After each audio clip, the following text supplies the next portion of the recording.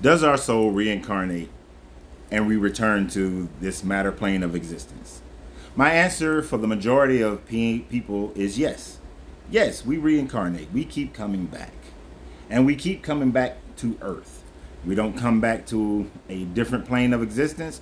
We don't come back to a different planet or a different dimensional plane unless you have discovered the secret of gnosis, the secret of elevating your spiritual consciousness to a level where you can escape the matter plane of existence.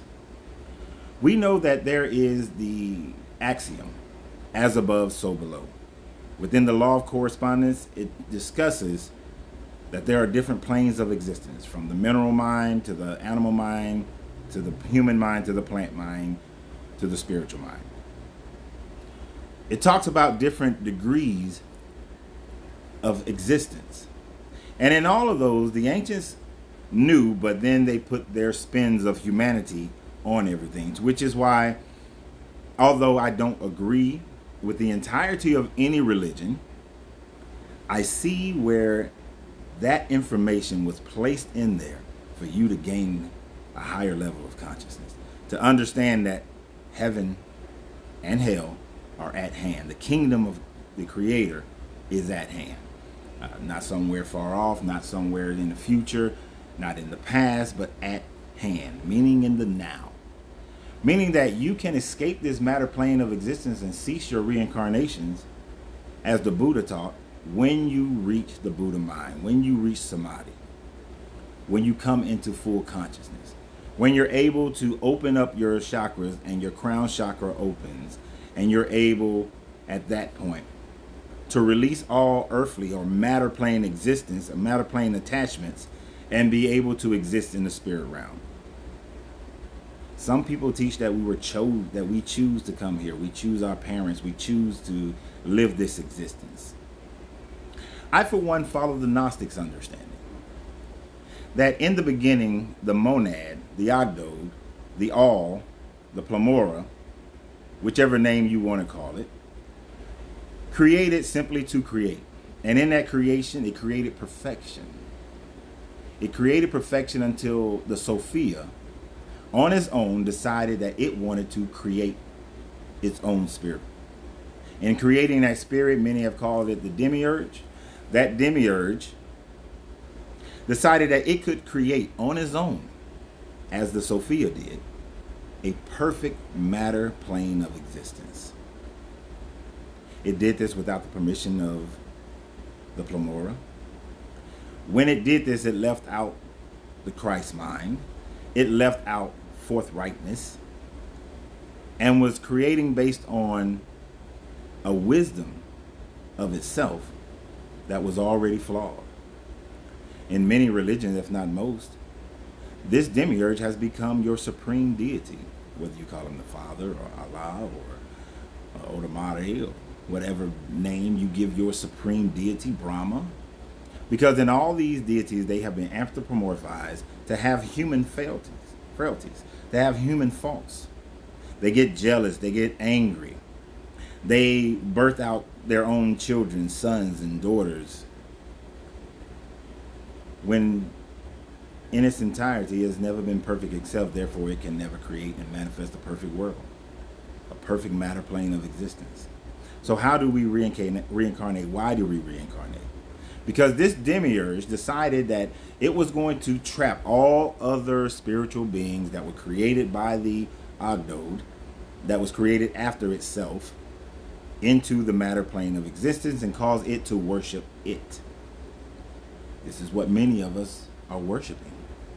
We're worshiping an imperfect, jealous, angry, genocidal being that is simply trying to create perfection on Earth, on all matter planes, planets, and existence that is filled with faults, filled with lies.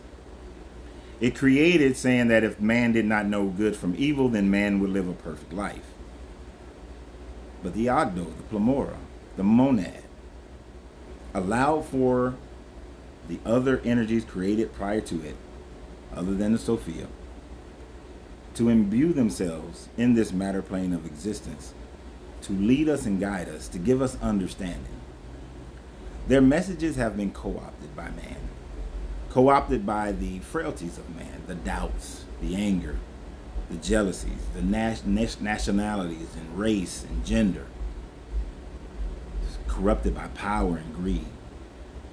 That power and greed took their understanding, their message, and segregated it out, ensuring that when you look at it, you see it as heresy.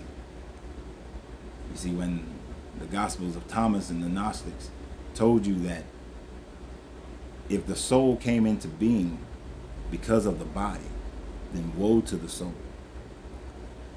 But if the body came into being because of the soul, then there is the opportunity for the body to be glorified. There's an opportunity for the body to be left, for you to elevate your consciousness so that you can return back to the Pleroma, back to the Ogdo, back to the All, to the existence that was originally created for you. Then many will say, well, as we have grown in time, more and more souls have begun to exist on the planet, so how is it that new souls come into existence? This demiurge populated the entire universe with billions upon billions upon billions of souls. Not all coming in human form on Earth, some on other planets. All disconnected from one another so that a truth can be recognized. A truth that what we have decided is the creator, is the all, cannot be the creator nor the all if there are souls populating other planets that have a completely different understanding and lesson, a different methodology to returning to the all.